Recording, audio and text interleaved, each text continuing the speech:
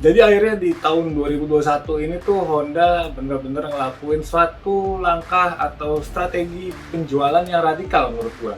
Karena brand sekuat dan sebesar Honda Jazz yang udah hampir 2 dekade di Indonesia itu dipensiunkan. Gokil men, dipensiunin. Dan penggantinya adalah sebuah hatchback juga. Basicnya dari Honda City Hatchback RS.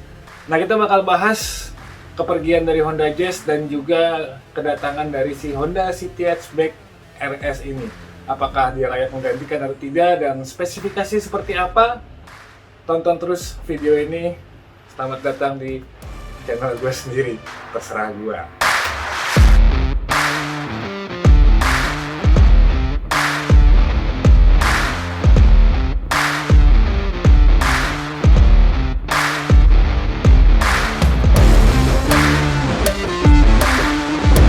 Oke, kayaknya langsung aja kali ya.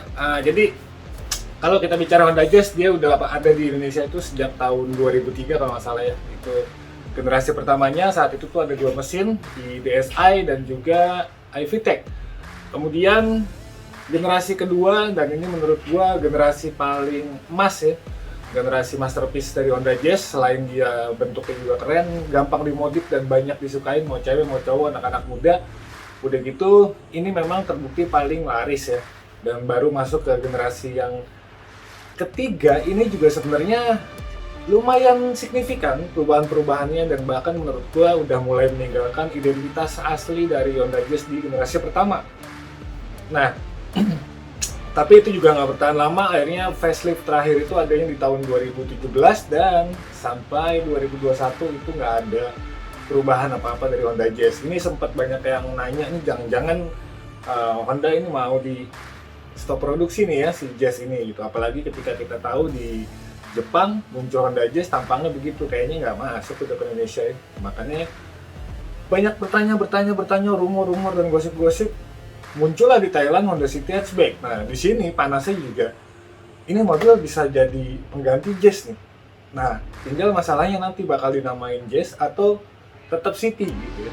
Dan ternyata Honda secara radikal dia tetap pakai nama Honda City Hatchback, dan dengan itu secara bersamaan mengakhiri kiprah Honda Jazz di Indonesia. Ini sebenarnya gue sangat disayangkan banget ya, karena udah terlalu kuat lah nama Honda Jazz. Tapi baiklah, kita segera move on aja. Dan apa sih sebenarnya keistimewaan dari City Hatchback sampai-sampai dia bisa menggusur nama besar Honda Jazz? Yang pertama dari segi tampilan, menurut gue ini memang kece sih.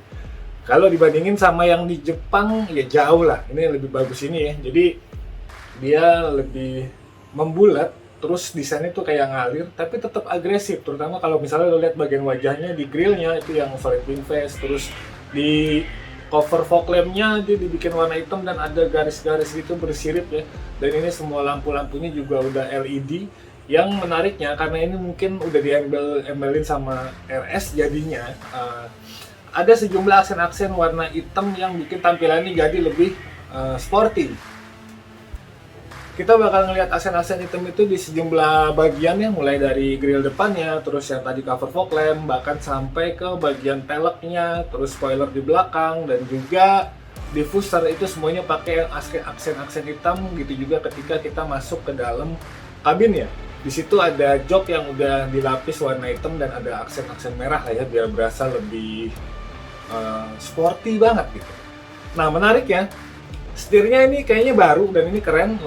Dari segi tampilan juga kelihatan lebih sporty, dan gitu dia dibalut sama kulit. Nah di bagian tengahnya ada layar yang dibikin floating 8 inci, yang ini udah ada round view monitor kalau nggak salah ya, atau wide monitor, gue lupa fiturnya, pokoknya udah lebih advance lah ya. Nah, yang menariknya dia tetap mempertahankan ciri khas sporty anak-anak muda ya, walaupun misalnya kayak di panel AC dia udah digital ya, tapi untuk menghadirkan kesan dari sporty dia tetap dibikin kayak panel-panel ya semi-semi kompor gas lah ya. Untungnya ada aksen merah, jadinya lebih kelihatan lebih mahal ya, kayak kompor gas banget, tapi ya ini cukup keren lah ya. Nah, terus kemudian juga dia namanya hatchback, dia dikasih sedikit fleksibilitas di bagian belakangnya, jadi joknya tuh bisa dilipat lebih fleksibel biar bisa ngangkut bagasinya bisa lebih luas gitu, jadinya kayak gitulah. Nah, kalau misalnya untuk fitur-fiturnya sendiri, dia udah ada remote engine ya, remote start engine sama AC. Jadi lo dari jauh bisa nyalain mesin dan juga AC-nya. Ini udah lumayan mulai ada di mobil-mobil Honda yang sekarang lah gitu. Yang paling menarik adalah sektor mesinnya. Ini mungkin menjadi salah satu bagian yang memang membedakan dia dari Honda Jazz, ya sedikit di atasnya lah. Kenapa gue bilang sedikit? Karena memang sebenarnya ini diklaim sama Honda mesin dengan ubahan baru ya, ubahan baru. Walaupun kapasitas mesinnya sama 1500, Honda nggak pakai mesin 1000 cc turbo kayak yang di Thailand sana, tapi dia pakai 1500 cc, cuma yang tadinya SOHC sekarang udah DOHC. Efeknya apa? Mereka bilang ini tenaganya jadi lebih meningkat sedikit, tapi konsumsi bahan bakarnya tetap irit atau bahkan lebih irit. Kalau misalnya kita bicara besaran tenaga, ini juga beda 1 horsepower ya, jadi 121 horsepower. Sementara untuk torsinya itu sama 145 Nm, tapi ini bisa diraih dengan RPM yang lebih rendah. Ya memang bedanya dikit lah, dari 4.600 ke 4.300, tapi ini tetap berasa dan bakal signifikan harusnya. Mungkin kita harus ngetes dulu untuk tahu seperti apa.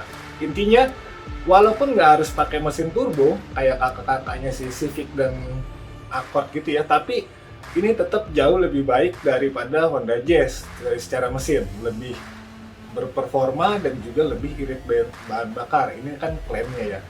Nah, ini yang jadi salah satu poin menarik, dan dengan pakai mesin 1500 cc ini juga harusnya mobil ini juga kalau udah diproduksi di Indonesia dan lokal kontennya itu bisa 70%, ini bisa lebih murah lagi karena kena PPNBM 0% itu tadi ya. Makanya mungkin kenapa Honda sampai sekarang belum ngasih harga jualnya walaupun ini udah diluncurin. Mereka bilang baru akan ngasih harga di bulan April. Mungkin nunggu kebijakannya keluar atau nunggu ngejar supaya lokal kontennya bisa kekejar ya, mendaftar, karena ini mobil baru kali ini mereka juga harus memastikan syarat-syarat pembebasan PPNBM itu bisa terpenuhi. Kira-kira kayak gitulah. Kalau menurut gue memang agak terlalu sayang ya nama besar Honda Jazz akhirnya dipensiunkan gitu ya. Tapi ya kedepannya kita tetap harus ngelihat apakah si Honda City Hatchback ini bisa menggantikan peran dan juga kejayaan dan nama besar dari Honda Jazz yang udah hampir 2 dekade ada di Indonesia. Ini cuma waktu yang bisa membuktikan, tapi kalian juga udah tahu sendiri tampangnya, spesifikasinya, fiturnya, mesinnya. Silahkan komentar aja. Dan terima kasih banget udah menonton sampai selesai. Nggak usah di subscribe, nggak usah di like, nggak apa-apa. Tapi kalau misalnya emang suka, bolehlah bantu channel gue supaya bisa lebih terus berkembang ya. Kasih kritik saran juga biar nanti video-video depannya bakal lebih enak. Oke, gue pamit. Sampai jumpa di video selanjutnya.